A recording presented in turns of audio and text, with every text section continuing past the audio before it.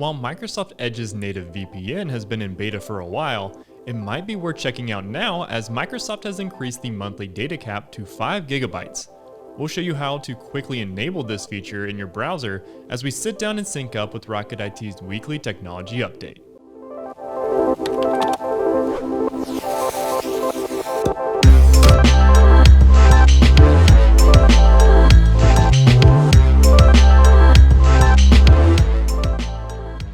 Hello everyone, I'm Chris Swinson, Technology Insider here at Rocket IT, and welcome to Sync Up, your new home for trending technology news. For the last year, Microsoft has been working on what it calls the Edge Secure Network. By enabling this feature in Edge, you're granted access to a free and rather simple virtual private network. For those that haven't played around with a VPN before, they're commonly used to mask your identity and network while online.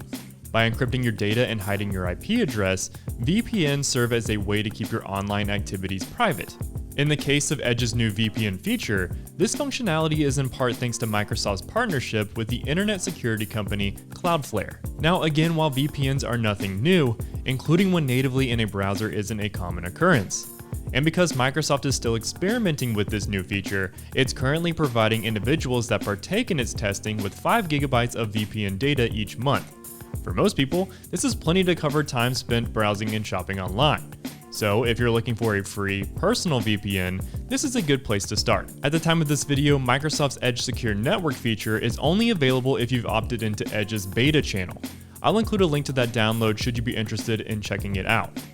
Once you've gotten the Edge beta channel installed, you'll need to sign in and sync your Microsoft account. With that complete, the next step is to click the ellipses icon in the top right corner of the Edge window and navigate to Settings.